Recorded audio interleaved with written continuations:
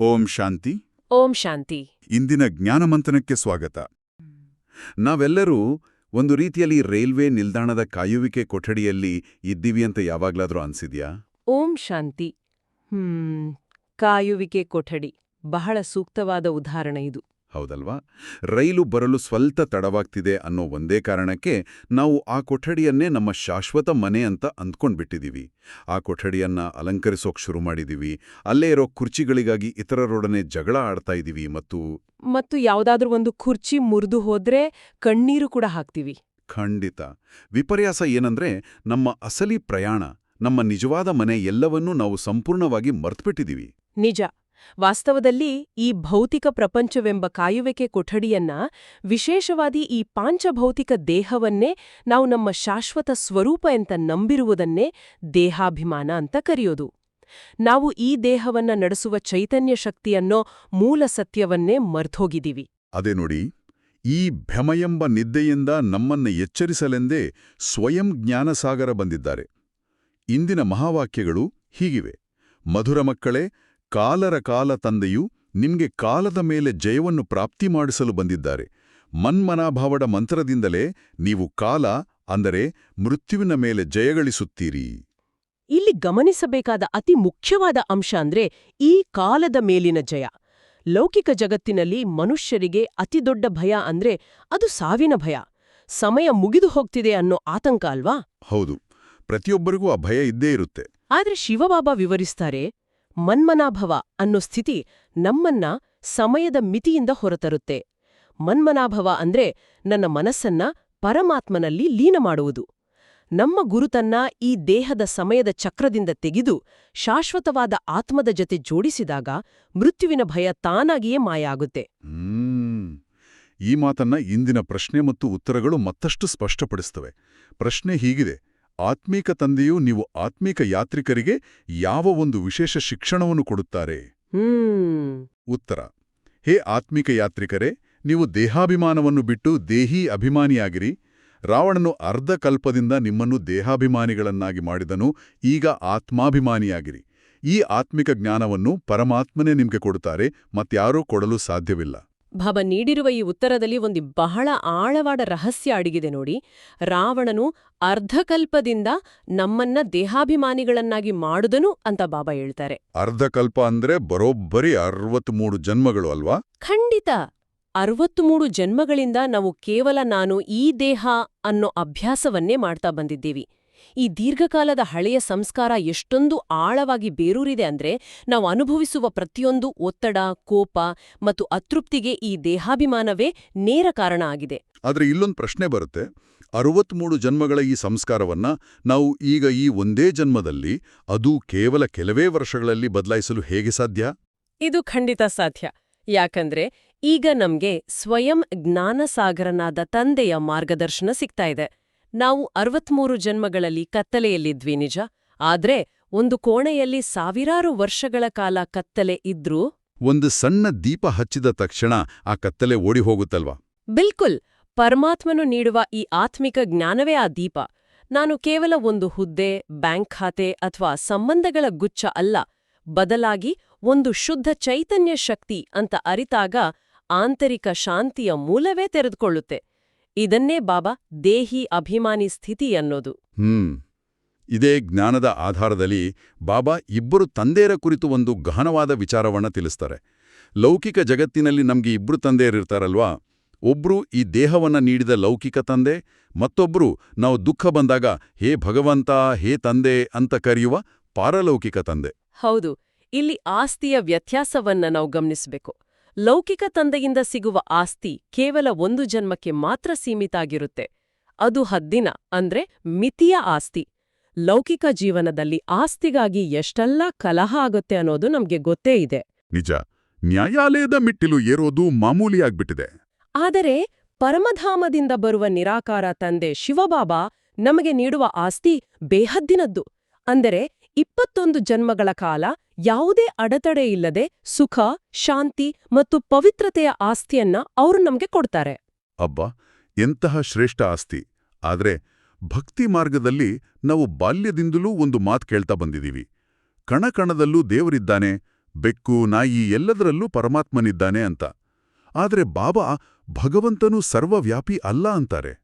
ಇದು ಭಕ್ತಿ ಮಾರ್ಗದ ನಂಬಿಕೆಗಳಿಗೆ ದೊಡ್ಡ ಪೆಟ್ಟಲ್ವಾ? ಇದನ್ನೇಕೆ ಬಾಬಾ ನಿಂದನೆ ಅಂತಾರೆ? ಇದು ಅತ್ಯಂತ ತಾರ್ಕಿಕವಾದ ಪ್ರಶ್ನೆ. ನಾವು ಇದನ್ನ ಆಳವಾಗಿ ವಿಶ್ಲೇಷಣೆ ಮಾಡೋಣ. ಪರಮಾತ್ಮನು ಸರ್ವವ್ಯಾಪಿಯಾಗಿದ್ರೆ, ಪ್ರತಿಯೊಬ್ಬರೊಳಗೂ ಆತನಿದ್ದರೆ, ಮನುಷ್ಯರು ಯಾಕೆ ಇಷ್ಟೊಂದು ದುಃಖವನ್ನ ಅನುಭವಿಸ್ತಾ ಇದ್ದಾರೆ? ಹೌದಲ್ವಾ? ಕಣಕಣದಲ್ಲೂ ದೇವರಿದ್ರೆ ಈ ಜಗತ್ತು ಸ್ವರ್ಗ ಆಗಿರ್ಬೇಕಿತ್ತು. ಖಂಡಿತ. ಸೃಷ್ಟಿಕರ್ತನು ತನ್ನ ಸೃಷ್ಟಿಯ ಪ್ರತಿಯೊಂದು ವಸ್ತುವಿನಲ್ಲಿ ಬಂದಿಯಾಗ್ಲೂ ಸಾಧ್ಯನೇ ಇಲ್ಲ. ಒಬ್ಬ ಚಿತ್ರಕಾರ ತಾನು ಬರೆದ ಚಿತ್ರದೊಳಗೆ ಇರ್ತಾನಾ? ಇಲ್ಲ ತಾನೆ. ಆತ ಹೊರಗಿದ್ದುಕೊಂಡು ಚಿತ್ರ ಬರಿತಾನೆ. ಇದು ಬಹಳ ಸುಂದರವಾದ ಉದಾಹರಣೆ. ಅದೇ ರೀತಿ ಬಾಬಾ ವಿವರಿಸುವಂತೆ ಪರಮ ಪವಿತ್ರನಾದ ತಂದೆಯನ್ನ ಕಲಿಯುಗದ ಈ ಅಪವಿತ್ರ ತಮೋಪ್ರಧಾನ ಶರೀರಗಳಲ್ಲಿ, ಪ್ರಾಣಿಗಳಲ್ಲಿ ಇದ್ದಾನೆ ಅಂತ ಹೇಳುವುದು ವಾಸ್ತವದಲ್ಲಿ ಆತನಿಗೆ ಮಾಡುವ ದೊಡ್ಡ ನಿಂದನೆ ಆಗಿದೆ. ಅಂದ್ರ ಭಗವಂತನಿಗೆ ತನ್ನದೇ ಆದ ಒಂದು ನಿರ್ದಿಷ್ಟ ವಿಳಾಸ ಇದೆ ಅಂತಾಯ್ತು. ಪರಮಧಾಮದ ನಿವಾಸಿಯಾದ ಆ ತಂದೆ ಕೇವಲ ಈ ಕಲ್ಪದ ಸಂಗಮ ಯುಗದಲ್ಲಿ ಮಾತ್ರ ಭೂಮಿ ಮೇಲೆ ಬರ್ತಾರೆ. ಹೌದು. ಮತ್ತು ವಿಶೇಷವಾಗಿ ನಮ್ಮ ಭಾರತವನ್ನೇ ತಮ್ಮ ಜನ್ಮಸ್ಥಳವನ್ನಾಗಿ ಆರಿಸಿಕೊಳ್ತಾರೆ ಅನ್ನೋದನ್ನ ನಾವು ಮರಿಬಾರದು. ನಿಖರವಾಗಿ ಹೇಳಿದ್ರಿ. ಅದಕ್ಕಾಗಿಯೇ ನಾವು ಶಿವ ಜಯಂತಿಯನ್ನ ಬಹಳ ಭಕ್ತಿಯಿಂದ ಆಚರಿಸ್ತೀವಿ. ಒಂದು ಕಾಲದಲ್ಲಿ ಇದೇ ಭಾರತ ಸುಖಧಾಮ ಆಗಿತ್ತು. ಆದಿ ಸನಾತನ ದೇವಿ ದೇವತಾ ಧರ್ಮದ ಸ್ಥಾಪನೆ ಆಗಿದ್ದಾಗ ಇಲ್ಲಿನ ಪ್ರತಿಯೊಬ್ಬರೂ ಸಂಪೂರ್ಣ ಸತೋಪ್ರಧಾನರಾಗಿದ್ರು. ಆದ್ರೆ ಈಗ ಆ ಸತೋಪ್ರಧಾನ ಸ್ಥಿತಿ ಮಾಯ ಆಗಿದೆ. ಹೌದು. ಈಗ ಕಲಿಯುಗದ ಅಂತ್ಯದಲ್ಲಿ ನಾವೆಲ್ಲರೂ ತಮೋಪ್ರಧಾನರಾಗಿದ್ದೇವೆ, ಧರ್ಮಭ್ರಷ್ಟರಾಗಿದ್ದೇವೆ. ಜ್ಞಾನಸಾಗರನಿಗೆ ತನ್ನ ಮಕ್ಕಳ ಈ ದುಃಖವನ್ನ ನೋಡಿ ಸಹಿಸಲು ಸಾಧ್ಯವಿಲ್ಲ. ಹಾಗಾಗಿ ಪತಿತರನ್ನ ಪಾವನರನ್ನಾಗಿ ಮಾಡಲು ಅವರಿಲ್ಲಿಗೆ ಬರ್ಲೇಬೇಕಾಗತ್ತೆ. ಈ ಸಂಗಮಯುಗದ ಸಮಯ ಎಷ್ಟೊಂದು ನಿರ್ಣಾಯಕ ಆಗಿದೆ ನೋಡಿ. ಒಂದು ಕಡೆ ಭಗವಂತನ ಜ್ಞಾನಾಮೃತ ಸಿಗ್ತಾ ಇದೆ, ಇನ್ನೊಂದು ಕಡೆ ಹಳೆಯ ಪ್ರಪಂಚದ ವಿನಾಶ ಅಂದ್ರೆ ಮಹಾಕಾಲ ಎದುರಿಗೆ ನಿಂತಿದೆ. ನೀವು ಹೇಳಿದು ಸಂಪೂರ್ಣ ಸತ್ಯ. ದಿನೇ ದಿನೇ ಜಗತ್ತಿನಾದ್ಯಂತ ನಡೆಯುತ್ತಿರುವ ಅಣುವಸ್ತ್ರ ಪೈಪೋಟಿ ಆಗಿರಬಹುದು ಅಥವಾ ನೈಸರ್ಗಿಕ ವಿಕೋಪಗಳು, ಇದೆಲ್ಲವೂ ಹಳೆಯ ಪ್ರಪಂಚದ ಅಂತ್ಯದ ಮುನ್ಸೂಚನೆಗಳೇ ಆಗಿವೆ. ಹಾಗಾದ್ರೆ ಈ ವಿನಾಶದ ಸಮಯದಲ್ಲಿ ನಮ್ಮನ್ನು ನಾವು ರಕ್ಷಿಸಿಕೊಳ್ಳೋದು ಹೇಗೆ? ಆತ್ಮದಲ್ಲಿರುವ ಜನ್ಮ ಜನ್ಮಾಂತರದ ಪಾಪಕರ್ಮಗಳನ್ನು ತೊಳೆಯಲು ಬಾಬಾ ಯೋಗಾಗ್ನಿಯ ಬಗ್ಗೆ ಮಾತಾಡ್ತಾರೆ. ಆದರೆ ಈ ಯೋಗಾಗ್ನಿ ಹೇಗೆ ಕೆಲಸ ಮಾಡುತ್ತೆ? ಕೇವಲ ಒಂದು ಬಿಂದುವನ್ನು ನೆನಪು ಮಾಡೋದ್ರಿಂದ ಪಾಪಗಳು ಹೇಗೆ ಬಸ್ ಮಾಡ್ತಾರೆ? ಇಲ್ಲಿ ಭೌತಿಕ ಬೆಂಕಿಯಂತೂ ಇಲ್ವಲ್ಲ. ಇದು ಬಹಳ ಮುಖ್ಯವಾದ ಪ್ರಶ್ನೆ. ಈ ಯೋಗ ಅಗ್ನಿ ಅಂದ್ರೆ ಕಟ್ಟಿಗೆಯ ಬೆಂಕಿ ಖಂಡಿತ ಅಲ್ಲ. ಇದು ಸಂಕಲ್ಪಗಳ ಏಕಾಗ್ರತೆಯಿಂದ ಹುಟ್ಟುವ ಆಧ್ಯಾತ್ಮಿಕ ಶಕ್ತಿ. ನಾವು 63 ಜನ್ಮಗಳಿಂದ ಅತ್ಯಂತ ಕೆಳಮಟ್ಟದ ಮಾನಸಿಕ ಸ್ಥಿತಿಯಲ್ಲಿ, ಅಂದ್ರೆ ಕಾಮ, ಕ್ರೋಧ, ಮೋಹದ ಸ್ಥಿತಿಯಲ್ಲಿ ಜೀವಿಸಿದ್ವಿ ಅಲ್ವಾ? ಹೌದು. ನಮ್ಮ ಆತ್ಮದ ಶಕ್ತಿ ಸಂಪೂರ್ಣವಾಗಿ ಕುಗ್ಗಿಯೋಡಿದೆ. ಅದನ್ನೇ ಬಾಬಾ ಆತ್ಮಕ್ಕೆ ತುಕ್ಕು ಹಿಡಿದಿದೆ ಅಂತಾರೆ. ಆದ್ರೆ ಯಾವಾಗ ನಾವು ಆ ಪರಮ ಪವಿತ್ರ ಸರ್ವಶಕ್ತನಾದ ನಿರಾಕಾರ ತಂದೆಯತ್ತ ನಮ್ಮ ಗಮನವನ್ನ ಹರಿಸ್ತೀವೋ, ಆಗ ನಮ್ಮ ಆತ್ಮವು ಅತ್ಯುನ್ನತ ಆಧ್ಯಾತ್ಮಿಕ ತರಂಗಕ್ಕೆ ಅಂದ್ರೆ ಆ ಪವಿತ್ರ ಸ್ಥಿತಿಗೆ ಕನೆಕ್ಟ್ ಆಗುತ್ತೆ. ಈ ಶುದ್ಧ ಶಕ್ತಿಯ ಪ್ರವಾಹವು ಹಳೆಯ ಸಂಸ್ಕಾರಗಳನ್ನ ಕರಗಿಸುತ್ತೆ. ಇದನ್ನೇ ನಿಜವಾದ ಪುರುಷಾರ್ಥ ಅಂತ ಕರೆಯೋದು. ಅಂದ್ರೆ ಬಾಬಾ ಹೇಳುವಂತೆ ಆತ್ಮವು ಭ್ರುಕುಟಿಯ ಮಧ್ಯದಲ್ಲಿ ಹೊಳೆಯುವ ಒಂದು ಸೂಕ್ಷ್ಮ ನಕ್ಷತ್ರ. ನಾವೇ ಈ ಸೃಷ್ಟಿ ನಾಟಕದಲ್ಲಿ 84 ಜನ್ಮಗಳನ್ನು ತೆಗೆದುಕೊಂಡು ವಿಭಿನ್ನ ಪಾತ್ರಗಳನ್ನು ಅಭಿನಯಿಸುತ್ತಾ ಬಂದಿದ್ದೀವಿ. ಸತ್ಯಯುಗದಲ್ಲಿ ಸಂಪೂರ್ಣ ಶುದ್ಧರಾಗಿದ್ದ ನಾವು ತ್ರೇತಾ ದ್ವಾಪರ ಯುಗಗಳನ್ನು ದಾಟುತ್ತಾ ಈಗ ಸಂಪೂರ್ಣ ತಮೋಪ್ರಧಾನರಾಗಿದ್ದೇವೆ. ಭಕ್ತಿ ಮಾರ್ಗದಲ್ಲಿ ನಾವು ಯಜ್ಞ, ಜಪ, ತೀರ್ಥಯಾತ್ರೆಗಳನ್ನ ಮಾಡ್ತಾ ನಾವು ಆಧ್ಯಾತ್ಮಿಕವಾಗಿ ಮೇಲೇರುತ್ತಿದ್ದೀವಿ ಅಂತ ಅಂದುಕೊಂಡುವು. ಆದ್ರೆ ವಾಸ್ತವದಲ್ಲಿ ಏನಾಯ್ತು? ನಾವು ಕೆಳಗಿಳಿಯುತ್ತಲೇ ಬಂದೇವಲ್ವಾ? ಹೌದು. ಯಾಕೆಂದ್ರೆ ಭಕ್ತಿಯಲ್ಲೇ ಶ್ರದ್ಧೆ ಇದೆ, ಆದ್ರೆ ಸ್ಪಷ್ಟವಾದ ಜ್ಞಾನ ಇಲ್ಲ. ಕೇವಲ ಜ್ಞಾನದ ಆಧಾರದಿಂದ, ಅಂದ್ರೆ ಈ ಯೋಗ ಅಗ್ನಿಯ ಮುಖಾಂತರ ಮಾತ್ರ ಆತ್ಮವು ಮತ್ತೆ ಸತೋಪ್ರಧಾನ ಆಗಲು ಸಾಧ್ಯ. ಇದೇ ಜ್ಞಾನದಿಂದ ಬಾಬಾ ಧರ್ಮಗಣ ಸ್ಥಾಪನೆಯ ನಿಖರವಾದ ಪ್ರಕ್ರಿಯೆಯನ್ನ ವಿವರಿಸ್ತಾರೆ ನೋಡಿ. ಇದು ಎಷ್ಟೊಂದು ಆಶ್ಚರ್ಯಕರ ಆಗಿದೆ ಅಂದ್ರೆ, ಬಾಬಾ ನಮ್ಮನ್ನ ಶೂದ್ರರಿಂದ ನೇರವಾಗಿ ದೇವತೆಗಳನ್ನ ಮಾಡೋದಿಲ್ಲ. ಮೊದಲು ಶೂದ್ರರಿಂದ ಬ್ರಾಹ್ಮಣರನ್ನಾಗಿ ಮಾಡುತ್ತಾರೆ. ಖಂಡಿತ. ಈ ಬ್ರಾಹ್ಮಣ ಧರ್ಮವೇ ಅತಿ ಶ್ರೇಷ್ಠ. ಬಾಬಾ ಇದನ್ನ ಶಿಖೆಗೆ ಅಂದ್ರೆ ಜುಟ್ಟಿಗೆ ಸಮಾನ ಅಂತ ಅಂತಾರೆ. ಸೂರ್ಯವಂಶಿ ದೇವತೆಗಳಿಗಿಂತ ಈ ಸಂಗಮಯುಗದ ಬ್ರಾಹ್ಮಣರು ಶ್ರೇಷ್ಠರು. ಅದ್ಹೇಗ್ ಸಾಧ್ಯ?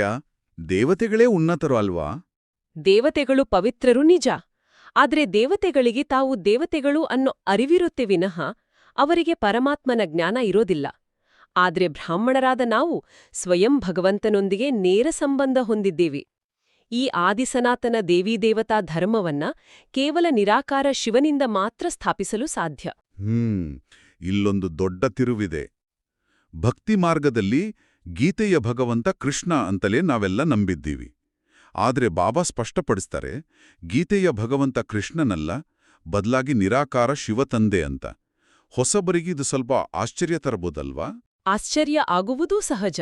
ಯಾಕಂದ್ರೆ ಕೃಷ್ಣನ ಆ ಸುಂದರ ರೂಪಕ್ಕೆ ಎಲ್ಲರೂ ಮಾರು ಹೋಗಿದ್ದಾರೆ. ಆದ್ರೆ ಇದರ ಹಿಂದಿನ ತರ್ಕವನ್ನ ನಾವು ಗಮನಿಸಬೇಕು. ಕೃಷ್ಣ ಸತ್ಯಯುಗದ ಮೊದಲ ರಾಜಕುಮಾರ. ಆತ 16 ಕಲಾ ಸಂಪೂರ್ಣ. ಹೌದು. ಆದ್ರೆ ಆ ದೈವಿ ಪದವಿಯನ್ನ ಕೊಟ್ಟವರು ಯಾರು? ಆತನಿಗೂ ಆ ಜ್ಞಾನವನ್ನ ನೀಡಿದ ಒಬ್ಬ ಸೃಷ್ಟಿಕರ್ತ ಇರ್ಬೇಕಲ್ವಾ? ಆ ಸೃಷ್ಟಿಕರ್ತನೇ ನಿರಾಕಾರ ಶಿವ. ಬಹಳ ಸ್ಪಷ್ಟವಾದ ಮಾತು. ಕೃಷ್ಣನ ಆತ್ಮವೇ ತನ್ನ ಕೊನೆಯ ಜನ್ಮದಲ್ಲಿ ಪ್ರಜಾಪಿತ ಬ್ರಹ್ಮರಾಗಿ ಶಿವನ ರಥ ಆಗಿ ಈ ಜ್ಞಾನವನ್ನ ಪಡೆಯುತ್ತೆ ಅನ್ನೋದನ್ನ ಬಾಬಾ ತಿಳಿಸ್ತಾರೆ. ನಿಜ. ಇಂತಹ ಸೃಷ್ಟಿಚಕ್ರದ ಆದಿ, ಮಧ್ಯ ಮತ್ತು ಅಂತ್ಯದ ಇತಿಹಾಸ ಹಾಗೂ ಭೂಗೋಳದ ಜ್ಞಾನ ಲೌಕಿಕ ಜಗತ್ತಿನ ಯಾವುದೇ ಪುಸ್ತಕಗಳಲ್ಲಿ ಖಂಡಿತ ಇಲ್ಲ. ಲೌಕಿಕ ಶಾಲೆಗಳಲ್ಲಿ ನಮಗೆ ಕೇವಲ ಕೆಲವು ಸಾವಿರ ವರ್ಷಗಳ ಇತಿಹಾಸ ಮಾತ್ರ ಹೇಳ್ಕೊಡ್ತಾರೆ. ಹೌದು, ಕೇವಲ ಕ್ರಿಶ್ಚಿಯನ್, ಇಸ್ಲಾಂ ಧರ್ಮಗಳ ಬಗ್ಗೆ ಮಾತ್ರ ನಮಗೊತ್ತಿದೆ. ಆದ್ರೆ ಸತ್ಯಯುಗ ಮತ್ತು ತ್ರೇತಾಯುಗದಲ್ಲಿ ಯಾರು ರಾಜ್ಯ ಮಾಡ್ತಿದ್ರು, ಆ ಲಕ್ಷ್ಮೀನಾರಾಯಣರ ಆರೋಗ್ಯ, ಐಶ್ವರ್ಯ ಎಷ್ಟೊಂದು ಪರಿಪೂರ್ಣ ಆಗಿತ್ತು ಅನ್ನೋದನ್ನ ಕೇವಲ ಜ್ಞಾನಸಾಗರ ಮಾತ್ರ ತಿಳಿಸಲು ಸಾಧ್ಯ. ಅದರ ಮೇಲಿನ ವ್ಯಾಮೋಹವನ್ನ ಬಿಡಬೇಕು. ಖಂಡಿತ. ವೈರಾಗ್ಯ ಬಹಳ ಮುಖ್ಯ. ರಾವಣನ ಪ್ರವೇಶದಿಂದ ನಾವು ಸಂಪೂರ್ಣವಾಗಿ ಕಲ್ಲು ಬುದ್ಧಿಯವರಾಗಿದ್ದೀವಿ. ಈಗ ಪರಮಪಿತಾ ಪರಮಾತ್ಮನ ಶ್ರೀಮತದಂತೆ ನಡೆದು ಮತ್ತೆ ಪಾವನರಾಗುವ ಸಮಯ ಬಂದಿದೆ. ಇಷ್ಟೆಲ್ಲ ಗಹನವಾದ ಜ್ಞಾನವನ್ನ ನೀಡಿದ ನಂತರ ನಿರಾಕಾರ ತಂದೆಯು ತಮ್ಮ ಅನಂತವಾದ ಪ್ರೀತಿಯನ್ನ ಈ ಸಾಲುಗಳಲ್ಲಿ ಸುರಿಸುತ್ತಾರೆ. ಮಧುರಾತಿ ಮಧುರ ಅಗಲಿ ಹೋಗಿ ಮರಳಿ ಸಿಕ್ಕಿರುವ ಮಕ್ಕಳ ಪ್ರತಿ ಮಾತಾಪಿತಾ ಬಾಪ್ ದಾದಾರವರ ನೆನಪು, ಪ್ರೀತಿ ಹಾಗೂ ಸುಪ್ರಭಾತ. ಆತ್ಮಿಕ ಮಕ್ಕಳಿಗೆ ಆತ್ಮಿಕ ತಂದೆಯ ನಮಸ್ತೆ. ಈಗ ನಾವು ಈ ಜ್ಞಾನವನ್ನ ಕೇವಲ ಕೇಳುವುದಷ್ಟೇ ಅಲ್ಲ, ನಮ್ಮ ಜೀವನದಲ್ಲಿ ಹೇಗೆ ಧಾರಣೆ ಮಾಡಿಕೊಳ್ಳಬಹುದು ಅನ್ನೋದನ್ನ ನೋಡೋಣ. ಧಾರಣೆಯ ಮೊದಲನೆಯ ಅಂಶ ಈಗಿದೆ. ಆತ್ಮಿಕ ಯಾತ್ರೆಯನ್ನ ಮಾಡಬೇಕು ಹಾಗೂ ಮಾಡಿಸಬೇಕಾಗಿದೆ. ಸ್ವಯಂನು ಸತೋಪ್ರಧಾನ ಮಾಡಿಕೊಳ್ಳಲು ಒಬ್ಬ ತಂದೆಯನ್ನ ನೆನಪು ಮಾಡಬೇಕಾಗಿದೆ. ಆತ್ಮಾಭಿಮಾನಿಯಾಗುವ ಸಂಪೂರ್ಣ ಪುರುಷಾರ್ಥ ಮಾಡಬೇಕಾಗಿದೆ. ಎರಡನೆಯ ಅಂಶ, ಕಾಲದ ಮೇಲೆ ವಿಜಯವನ್ನ ಪಡೆಯಲು ತಂದೆಯ ಶಿಕ್ಷಣವನ್ನ ಗಮನದಲ್ಲಿಟ್ಕೊಳ್ಬೇಕಾಗಿದೆ. ತನ್ನನ್ನು ಆತ್ಮನೆಂದು ತಿಳಿದು ಆತ್ಮರಿಗ ಜ್ಞಾನವನ್ನ ಕೊಡಬೇಕಾಗಿದೆ. ಈ ಅಂಶಗಳನ್ನು ನಾವು ಪ್ರಾಯೋಗಿಕವಾಗಿ ಹೇಗೆ ಅಳವಡಿಸಿಕೊಳ್ಳಬಹುದು? ಉದಾಹರಣೆಗೆ, ಕೆಲಸದ ಸ್ಥಳದಲ್ಲಿ ಸಮಯದ ಒತ್ತಡ ಇರುತ್ತಲ್ಲ, ಆ ಸಮಯದಲ್ಲಿ ನಾನೊಬ್ಬ ಆತ್ಮಿಕ ಯಾತ್ರಿಕ ಅನ್ನೋ ನೆನಪು ನಮಗೆ ಹೇಗೆ ಸಹಾಯ ಮಾಡುತ್ತೆ? ನೋಡಿ, ಕಚೇರಿಯಲ್ಲಿರುವ ಸಮಯದ ಒತ್ತಡ ಕೇವಲ ಭೌತಿಕ ಜಗತ್ತಿನ ಕೆಲಸಗಳಿಗೆ ಸಂಬಂಧಿಸಿದ್ದು. ಆದರೆ ಆ ಕೆಲಸವನ್ನ ಮಾಡುವಾಗಲೂ ನಾನು ಈ ದೇಹದ ಮೂಲಕ ಕೆಲಸ ಮಾಡುತ್ತಿರುವ ಒಂದು ಶಾಂತ ಸ್ವರೂಪದ ಆತ್ಮ ಅನ್ನೋ ಸ್ಮೃತಿ ಇದ್ದರೆ, ಸಹೋದ್ಯೋಗಿಗಳೊಂದಿಗೆ ಭಿನ್ನಾಭಿಪ್ರಾಯ ಬಂದಾಗ ನಮ್ಮ ಅಹಂಕಾರ ಕೆರಳುವುದಿಲ್ಲ. ಅಂದ್ರೆ ಎದುರಿರುವರು ಕೂಡ ಒಂದು ಆತ್ಮ ಅನ್ನೋ ದೃಷ್ಟಿ ಬೆಳೆಯುತ್ತೆ. ಹೌದು, ಇದೇ ಆತ್ಮಾಭಿಮಾನಿ ಸ್ಥಿತಿ. ಇದೇ ನಿಜವಾದ ಪುರುಷಾರ್ಥ. ಖಂಡಿತ. ಇಂದಿನ ವರದಾನ ಕೂಡ ನಮಗೆ ಇದೇ ನಿಟ್ಟಿನಲ್ಲಿ ಅಪಾರ ಶಕ್ತಿಯನ್ನ ನೀಡುತ್ತೆ. ವರದಾನ ಬಾಬ್ದಾದಾರವರ ಕರ್ತವ್ಯವನ್ನು ತಮ್ಮ ಗುರಿಯನ್ನಾಗಿ ಮಾಡಿಕೊಳ್ಳುವಂತಹ ಮಾಸ್ಟರ್ ಮರ್ಯಾದಾ ಪುರುಷೋತ್ತಮ ಭವ. ಇಲ್ಲಿ ಮಾಸ್ಟರ್ ಮರ್ಯಾದಾ ಪುರುಷೋತ್ತಮ ಅನ್ನೋದರ ಹಿಂದಿನ ಪ್ರಕ್ರಿಯೆಯನ್ನ ನಾವು ಅರ್ಥ ಮಾಡ್ಕೊಳ್ಬೇಕು. ಲೌಕಿಕ ಜಗತ್ತಿನಲ್ಲಿ ಮನುಷ್ಯರ ಗುರಿಗಳು ಹೇಗಿರ್ತವೆ? ಪಕ್ಕದ ಮನೆಯವರ ಕಾರಿಗಿಂತ ದೊಡ್ಡ ಕಾರು ಕೊಳ್ಳುವುದು, ಅಥವಾ ಕಚೇರಿಯಲ್ಲಿ ಮುಂದಿನ ಹುದ್ದೆಗೆ ಏರೋದು. ಹೌದು, ನಮ್ಮ ಗಮನ ಯಾವಾಗಲೂ ಭೌತಿಕ ಸಾಧನೆಗಳ ಮೇಲೆಯೇ ಇರುತ್ತೆ. ಆದ್ರೆ ಬಾಬಾ ಹೇಳ್ತಾರೆ, ದೈವಿ ಮರ್ಯಾದೆ ಅಂದ್ರೆ ಪರಮಾತ್ಮನ ಕರ್ತವ್ಯವಾದ ಅಧರ್ಮದ ವಿನಾಶ ಮತ್ತು ಸತ್ಯಧರ್ಮದ ಸ್ಥಾಪನೆಯಲ್ಲಿ ಸಹಯೋಗಿ ಆಗುವುದು. ಭಗವಂತನ ಕಾರ್ಯವೇ ನನ್ನ ಕಾರ್ಯ ಆದಾಗ ಮರ್ಯಾದೆ ಮೀರಿದ ಯಾವುದೇ ಯೋಚನೆಯೂ ಮನಸ್ಸಿನಲ್ಲಿ ಬರೋದಿಲ್ಲ. ಎಂತಹ ಉನ್ನತವಾದ ಜೀವನ ಶೈಲಿಯಲ್ವಾ ಇದು? ಇದರ ಜೊತೆಗೆ ಇಂದಿನ ಸ್ಲೋಗನ್ ಕೂಡ ನಮ್ಮ ದೈನಂದಿನ ಶಕ್ತಿಯನ್ನ ಉಳಿಸುವ ದೊಡ್ಡ ಅಸ್ತ್ರ ಆಗಿದೆ. ಜ್ಞಾನಪೂರ್ಣರಾಗಿ ವ್ಯರ್ಥ ಪ್ರಶ್ನೆಗಳನ್ನು ಸ್ವಾಹ ಮಾಡಿಬಿಡುತ್ತೀರೆಂದ್ರೆ ಸಮಯವೂ ಉಳಿತಾಯ ಆಗಿಬಿಡುತ್ತದೆ. ನಾವು ಪ್ರತಿದಿನ ಎಷ್ಟೊಂದು ಶಕ್ತಿಯನ್ನ ಇದು ಹೀಗೇಕೆ ಆಯ್ತು, ಅವ್ರು ಹಾಗೇಕೆ ಮಾಡಿದ್ರೋ ಅನ್ನೋ ಪ್ರಶ್ನೆಗಳಲ್ಲೇ ಕಳೀತೇವೆ ನೋಡಿ. ಈ ಏಕೆ ಮತ್ತು ಏನು ಅನ್ನೋ ಪ್ರಶ್ನೆಗಳು ನಮ್ಮ ಆತ್ಮದ ಶಕ್ತಿಯನ್ನ ಸಂಪೂರ್ಣವಾಗಿ ಖಾಲಿ ಮಾಡ್ತವೆ. ನಿಜ, ಅದಕ್ಕೆ ಕೊನೆಯೇ ಇಲ್ಲ. ಜ್ಞಾನಪೂರ್ಣರಾಗುವುದು ಅಂದ್ರೆ ಪ್ರತಿಯೊಂದೂ ಘಟನೆಯೂ ಈ ಬೇಹದ್ದಿನ ನಾಟಕದ ನಿಖರವಾದ ಭಾಗ ಅಂತ ಒಪ್ಪಿಕೊಳ್ಳುವುದು. ಈ ವೈರಾಗ್ಯ ವೃತ್ತಿಯಿಂದ ಮಾತ್ರ ವ್ಯರ್ಥ ಸಂಕಲ್ಪಗಳು ನಿಂತೋಗ್ತವೆ. ಮತ್ತು ನಮ್ಮ ಅಂತಿಮ ಗುರಿ ಎತ್ತ ಕಡೆಗಿನಿಬೇಕು ಅನ್ನೋದನ್ನ ಇಂದಿನ ಅವ್ಯಕ್ತ ಇಶಾರೆ ಸ್ಪಷ್ಟಪಡಿಸುತ್ತೆ. ಸದಾ ಅಚಲ, ಅಡೋಲ, ಏಕರಸ ಸ್ಥಿತಿಯ ಅನುಭವ ಮಾಡಿ. ಲೌಕಿಕ ಪದವಿ ಅಥವಾ ಹಣ ಸಿಕ್ಕಾಗ ನಾವು ಖುಷಿ ಪಡ್ತೀವಿ, ಕಳೆದುಕೊಂಡಾಗ ದುಃಖಿಸ್ತೀವಿ. ಇದು ಏರಿಳಿತದ ಸ್ಥಿತಿ. ಆದ್ರೆ ಬಾಬಾರವರಿಂದ ಸಿಕ್ಕಿರುವ ಅವಿನಾಶಿ ಜ್ಞಾನ, ಗುಣಗಳು ಮತ್ತು ಶಕ್ತಿಗಳ ಖಜಾನೆಯ ಅರಿವಿದ್ದಾಗ ಹೊರಗಿನ ಯಾವುದೇ ಬಿರುಗಾಳಿಯೂ ನಮ್ಮ ಆಂತರಿಕ ಶಾಂತಿಯನ್ನ ಕದಡಲು ಸಾಧ್ಯವಿಲ್ಲ. ಇದೇ ಆ ಏಕರಸ ಸ್ಥಿತಿ. ನಾವು ಈಗ ಅರ್ಥ ಮಾಡಿಕೊಂಡ ಈ ಅಪಾರವಾದ ಜ್ಞಾನವನ್ನ ಕೇವಲ ಬುದ್ಧಿಯಲ್ಲಿ ಇಟ್ಕೊಳ್ಳದೆ ಆಳವಾದ ಅನುಭವವಾಗಿ ಪರಿವರ್ತಿಸೋಣ. ನಮ್ಮ ಸಂಭಾಷಣೆಯ ವೇಗವನ್ನ ಕೊಂಚ ತಗ್ಗಿಸೋಣ. ಎಲ್ಲರೂ ತಮ್ಮ ದೈನಂದಿನ ದೈಹಿಕ ಜಂಜಾಟಗಳಿಂದ ನಿಧಾನವಾಗಿ ಬಿಡುಗಡೆಯಾಗುತ್ತಾ ಬನ್ನಿ. ನಿಮ್ಮ ಉಸಿರಾಟವು ಅತ್ಯಂತ ನಿಧಾನವಾಗಿರಲಿ. ನಿಮ್ಮ ಸಂಪೂರ್ಣ ಗಮನವನ್ನು ಹೊರಗಿನ ಪ್ರಪಂಚದಿಂದ ಹಿಂದೆ ಕೆಳೆದು ಎರಡೂ ಕಣ್ಣುಗಳ ಮಧ್ಯೆ ಇರುವ ಭ್ರುಕುಟಿಯತ್ತ ಕೊಂಡೊಯ್ಯಿರಿ. ನಾನು ಒಂದು ಪ್ರಕಾಶಮಾನವಾದ, ಅತ್ಯಂತ ಸೂಕ್ಷ್ಮವಾದ ಚೈತನ್ಯ ನಕ್ಷತ್ರ. ನಾನು ಕಾಲದ ಮಿತಿಯನ್ನು ಮೀರಿದ ಒಬ್ಬ ಆತ್ಮಿಕ ಯಾತ್ರಿಕ. ಈ ದೇಹ, ಈ ಪ್ರಪಂಚ ಕೇವಲ ಒಂದು ಕಾಯುವಿಕೆ ಕೊಠಡಿ. ನನ್ನ ಮನಸ್ಸಿನ ದೃಷ್ಟಿಯನ್ನು ಆ ಅನಂತ ಆಕಾಶದಾಚೆಗಿನ ಪರಮಶಾಂತಿಯ ಧಾಮವಾದ ಪರಮಧಾಮದ ಕಡೆಗೆ ಹರಿಸುತ್ತಿದ್ದೇನೆ. ಅಲ್ಲಿ ಜ್ಞಾನಸಾಗರ, ನನ್ನ ಪ್ರೀತಿಯ ತಂದೆ ಶಿವಬಾಬಾ ಜ್ಯೋತಿರ್ಬಿಂದು ಸ್ವರೂಪದಲ್ಲಿ ವಿರಾಜಮಾನರಾಗಿದ್ದಾರೆ. ಆ ಪರಮಾತ್ಮನಿಂದ ಶುದ್ಧತೆಯ, ಅಪಾರ ಶಾಂತಿಯ ಸುವರ್ಣ ಕಿರಣಗಳು ನೇರವಾಗಿ ನನ್ನ ಮೇಲೆ ಸುರಿಯುತ್ತಿವೆ. ನಾನು ಮಾಸ್ಟರ್ ಮರ್ಯಾದಾ ಪುರುಷೋತ್ತಮ. ನನ್ನ ಮನಸ್ಸಿನಲ್ಲಿದ್ದ ಎಲ್ಲ ವ್ಯರ್ಥ ಪ್ರಶ್ನೆಗಳು ಈ ಯೋಗ ಅಗ್ನಿಯಲ್ಲಿ ಸಂಪೂರ್ಣವಾಗಿ ಭಸ್ಮವಾಗುತ್ತಿವೆ. ನನ್ನ ಸ್ಥಿತಿ ಈಗ ಸದಾ ಅಚಲ, ಅಡೋಲ ಮತ್ತು ಏಕರಸವಾಗಿದೆ. ತಂದೆಯ ಅಪಾರ ಪ್ರೀತಿಯು ನನ್ನನ್ನು ಸಂಪೂರ್ಣವಾಗಿ ಸತೋಪ್ರಧಾನವನ್ನಾಗಿ ಮಾಡುತ್ತಿದೆ. ಅಪಾರವಾದ, ಅನಂತವಾದ ಶಾಂತಿಯ ಅನುಭವ. ಈ ಆಳವಾದ ಶಾಂತಿಯ ಅನುಭವದೊಂದಿಗೆ ನಾವು ಇಂದಿನ ಈ ಜ್ಞಾನ ಮಂಥನವನ್ನ ಪೂರ್ಣಗೊಳಿಸ್ತಿದ್ದೀವಿ. ಲೌಕಿಕ ಜಗತ್ತಿನಲ್ಲಿ ಪ್ರತಿಕ್ಷಣವೂ ಕಳೆದು ಹೋಗ್ತಿದೆ, ಮೃತ್ಯು ಸಮೀಪಿಸ್ತಿದೆ ಅಂತ ನಾವು ಭಯಪಡ್ತೀವಿ. ಆದರೆ ಇಂದು ಬಾಬಾ ನೀಡಿದ ಈ ಜ್ಞಾನದ ಬೆಳಕಿನಲ್ಲಿ ಯೋಚಿಸಿ ನೋಡಿ. ಕಳೆದು ಹೋಗ್ತಿರುವ ಪ್ರತಿ ಸೆಕೆಂಡು ನಮ್ಮನ್ನ ಸಾವಿನ ಕಡೆಗಲ್ಲ, ಬದಲಾಗಿ ನಮ್ಮ ಅಸಲಿ, ಶಾಶ್ವತವಾದ ಮತ್ತು ಶಾಂತಿಯುತವಾದ ಸುವರ್ಣಯುಗಕ್ಕೆ ಮತ್ತಷ್ಟು ಹತ್ತಿರ ಕರೆದೊಯ್ಯುವ ಮಧುರವಾದ ಮಿಟ್ಟಿಲಾಗಿದೆ ಅಲ್ವಾ? ನಮ್ಮನ್ನ ನಮ್ಮ ನಿಜವಾದ ಮನೆಯತ್ತ ಕೊಂಡೊಯ್ಯುವ ಈ ಯಾತ್ರೆಯ ಬಗ್ಗೆ, ಆ ನಿರಾಕಾರ ತಂದೆಯ ಪ್ರೀತಿಯ ಬಗ್ಗೆ ಇಂದು ಖಂಡಿತ ಚಿಂತನೆ ಮಾಡಿ. ಇಂದಿನ ಈ ಜ್ಞಾನದ ಮಾತುಗಳು ನಿಮ್ಮ ದಿನವನ್ನು ಪವಿತ್ರವಾಗಿಸಲಿ ಎಂದು ಆಶಿಸುತ್ತೇವೆ. ಹಿರಿಯರು ಹೇಳಿದಂತೆ, ಕೇಳುವುದು ಸುಲಭ, ಮಂಥನ ಮಾಡುವುದು ಶ್ರೇಷ್ಠ. ಪ್ರತಿದಿನ ಹೀಗೆಯೇ ಬಾಬಾರವರ ಮಧುರ ಮಹಾವಾಕ್ಯಗಳನ್ನು ಆಲಿಸಲು ಮತ್ತು ಜೀವನದಲ್ಲಿ ಅಳವಡಿಸಿಕೊಳ್ಳಲು ಮರೆಯಬೇಡಿ. ನಿಮಗೆ ಈ ವಿಡಿಯೋ ಇಷ್ಟವಾಗಿದ್ದರೆ ದಯವಿಟ್ಟು ಲೈಕ್ ಮಾಡಿ ಮತ್ತು ನಿಮ್ಮ ಆತ್ಮೀಯರೊಂದಿಗೆ ಶೇರ್ ಮಾಡಿ. ಇಂತಹ ದಿನನಿತ್ಯದ ಮುರಳಿ ಮಂಥನಕ್ಕಾಗಿ ನಮ್ಮ ಶಿವವಾಣಿ ಚಾನೆಲ್ಗೆ ಈ ಕೂಡಲೇ ಸಬ್ಸ್ಕ್ರೈಬ್ ಆಗಿ. ಸದಾ ಖುಷಿಯಾಗಿರಿ, ಶಾಂತಿಯಿಂದರಿ. ಓಂ ಶಾಂತಿ.